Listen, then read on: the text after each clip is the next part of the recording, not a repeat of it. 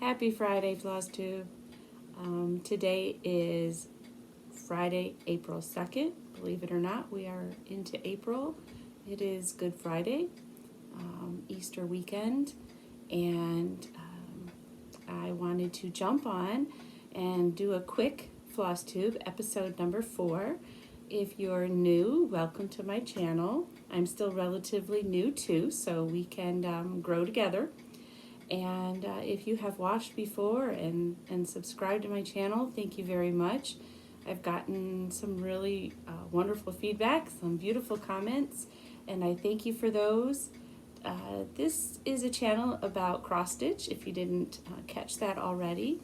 It is pretty much for me going to be 100% cross stitch. Every now and then I do some primitive rug hooking, and I haven't shared any of that yet because I really haven't been working on that for a while, but I do want to get back to it.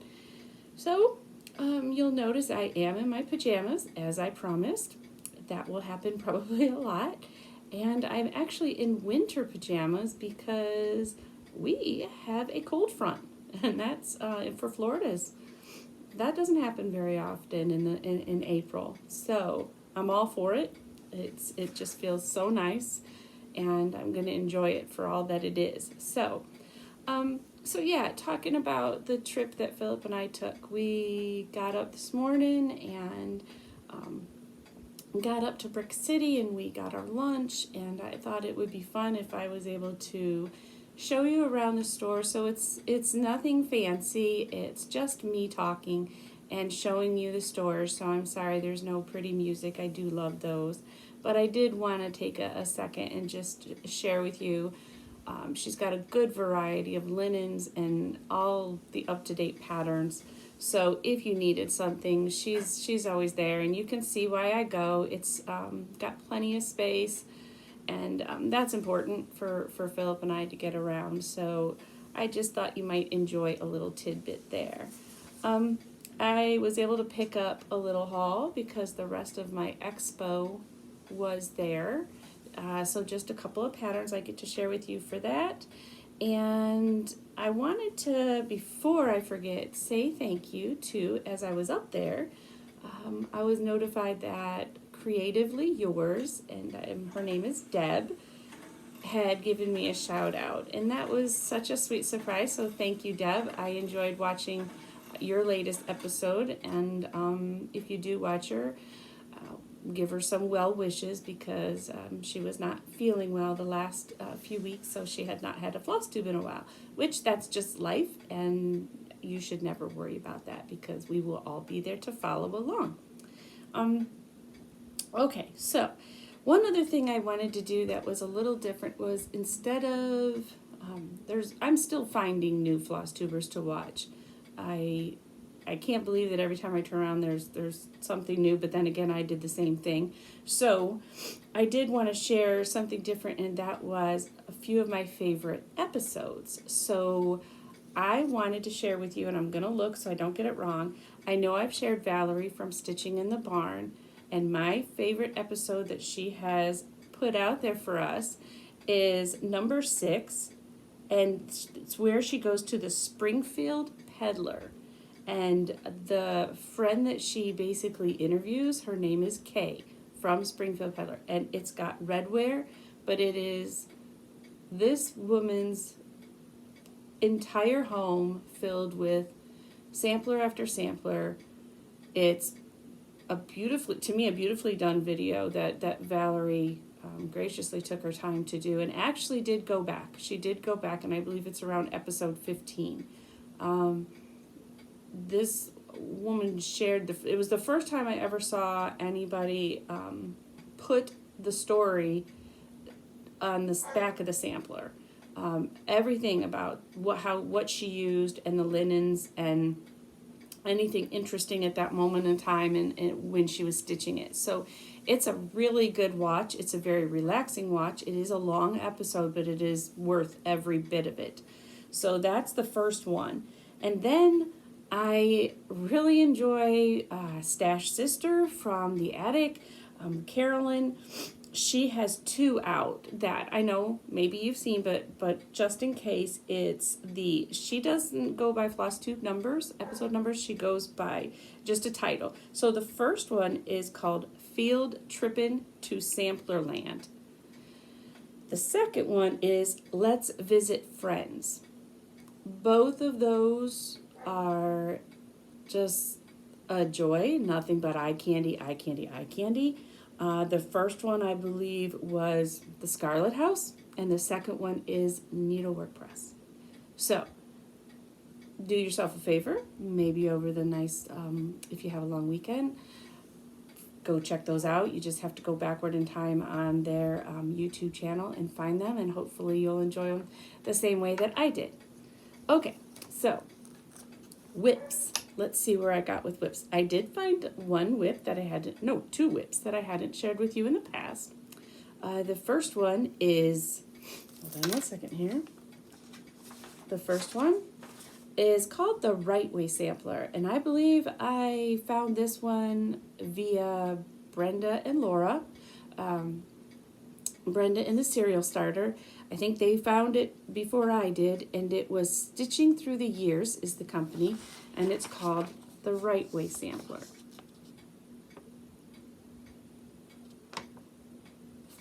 So this one I started, I really liked it. This was a birthday start, so my birthday's back in September, and the wording says, if I am right, thy grace impart, still in the right to stay. If I am wrong, oh teach my heart to find that better way. Beautiful words. I loved it. So I stitched it on the called for linen, which is, I believe it's pewter. Yeah, I think it's Picture This plus pewter. I did 28 count. And it's a little different for me because it's got a lot of pastels, and I do love my reds. So I'm working on the border. Let's see if I can hold up for you here. I have one, she's hidden here. I have one bird done, but here's my start on the border. I'm down to this little bird that's in the border. And you can see these nice, the border has these beautiful big flowers in it. And this border, I know I started, I wanted to try some landmark type stitching, which is basically just, you're cross stitching, and you're doing your border, but you're also putting some landmarks in as you go. And it's just like a double reference. I know some people stitch the border first, some people stitch the whole border. Usually I stitch the whole border first. I want to know that it's gonna meet up. This is the first time that I started stitching the little extras on the way and giving myself a break. So I'm not too far, but I've got some stitches in. I am using all the called for floss, which, one second here. If I turn this over, that's better. This is actually from Hobby Lobby. I thought it matched nice. Sometimes I can find these at Hobby Lobby that are like this, that already have a hook on it. We already had that. So it was just really easy to take the floss tags that I made. I have it, it's a spare.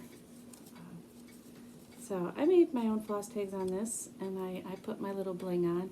But this one, I will explain this. I got 2 of one colors, and I learned a very valuable mistake last year. Yeah, last year. I went and brought, for the trunk show, for Twin Peak Primitives trunk show, up at Brick City, I would buy extras for this big sampler I'm working on, the Springfield 1817. Anytime I was at the store, I would grab an extra color of one of the threads that I needed. And I kept shoving it in my floss away bags so that I would have them. So when I went up for the trunk show, when I came home, I misplaced all my threads. I have no idea. Still, I did find them, thank goodness, but a few months later, and I was kind of devastated because all my extras were in there. It wasn't just losing one. It wasn't just losing what I had. It was all my backups because I was going through them. It's big. It's on 28 count. One skein was not. That's my cats. One skein wasn't going to do it for me. So I'm so glad I found them. I learned that I only put a single of each on the floss tag, and this was my extra, and I wanted to take it off because it's here if I need it. It hangs on my floss wall, which I've shown before, but I just kind of felt like that was lesson learned, because if I had kept my extras, my duplicates at home, I would have probably still been able to stitch on that sampler, but I had supposedly thought I lost all of it. So it was just something I learned, and I think a few people have said that too, where we used to keep it all kitted up, and so I keep the ones kitted up that I'm actually know I'm going to jump on soon, but I don't keep everything. I don't keep all my floss with every single kit that I'm putting together. I just feel like it's better on my floss wall, it's safer on my floss wall, and I can get it anytime I'm wanted. So that was lesson learned for me. But okay, so that was Stitching Through the Years, the Right Way Sampler. That was a birthday start that I need to get back to. Okay, so the next whip was, I had shared with you on my last haul that I had went ahead and got the Hands Across the Sea, Emily Ann Foster PDF download from Hands Across the Sea. And this is where there was from Flosstube episode 1, I gave a shout out to Elizabeth Ann Can Stitch, but I said Emily Ann Can Stitch. And it's funny because many of you caught it, rightfully so, but it was just an easy slip for me because a friend of mine, her name is Tina, and our friendship on Instagram goes way back. She has a child who has special needs, and her name is Emily Ann. So when I said that, it just came out because we're so used to communicating where M comes out. And anyway, so I later, like I had shared with you, I later apologized to Elizabeth Ann Can Stitch. So Tina and I got chatting, and we went ahead and said, let's start it. She's doing it for her daughter for her birthday, so she will probably finish it and already has, and she will personalize it for her daughter. Now, I'm not as far as her, but I am here. Is there some thread on there? I am right here. This time I am using Classic Colorworks Belle Soie Cranberry, which I will say I love, and it's got some really pretty variegation as well. I don't know, why do we always get these little extras? There we go. Anyways, so this is a silk, and I will say it's a joy to work with. Super soft, and it reminds me a little bit like Dracula, just not as intense, that I used on that other red sampler from Whilst Iris Naps. So anyways, but this is fun, and it has some really good, can you see, there we go, it has some really pretty, it's a deeper red, which I love. I'm all about the barn red and the deep reds. So it's another nice one to just pick up and have on the side because you know you're going to get a finish. It's just not that huge. So that is my third little gem that I have done for Hands Across the Sea samplers. Okay, progress on Modern Folk Embroidery. This year's The Fruit of Plenty. I've shared this every time. I did put some stitches in since we last saw. I really thought it was more, but I did get more of the foundation. I'm over here on March, and yes, April just came out, but that's okay. This one, I have worked on the foundation of it, and I'm almost to just getting it to able to fill that in. And if you can see, I think that'll be a pretty quick stitch. There's a lot of dead space in there. To me, there is. So I always work with getting the foundation in. So this is where I'm at.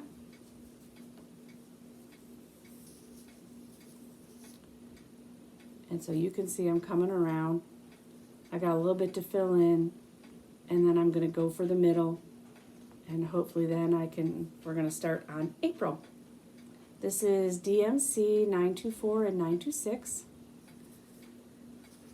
And I think I've shared before, I actually would like to go back in time and maybe get his last year's stitch along, but they're really, really enjoyable to stitch. I was really nervous about it. It looks so intense, and it is, but it's nice. It's absolutely a relaxing stitch. Okay, so now let me see.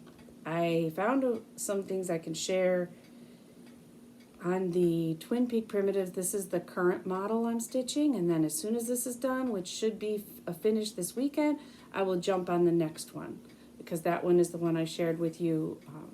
So let me give you, here, if I can get it closer.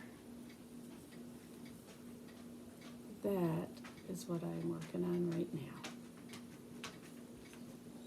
And at this point, I'm coming up on a finish. It doesn't look like it, but I am. So it's really sweet. I think you're really gonna like it. Put this over here. Okay. And then I saved one that I had forgot about because I was stitching it seasonally. My daughter Olivia's birthday is October 28th. And she, like I think I've mentioned before, she loves to decorate Halloween. This is by Roveris. Oops, my little take this one. Somehow I feel like I got the lighting a little off this time. There you go. So it's just called Skeletons, but it's cute. It's really cute, and it's stitching up to me even cuter. I wanted it on a little bit of a darker linen, not light. But check out the eyelashes. She's so sweet. But this is fun. This is quick, fun. I know that I switched it to my own colors. For the most part, I've got black coffee, I believe, for the hat, and all the black. And I'm pretty sure grits. Hold on 1 second here. I have a dog issue. Let's see if I can just pause you. Maybe I can't pause you.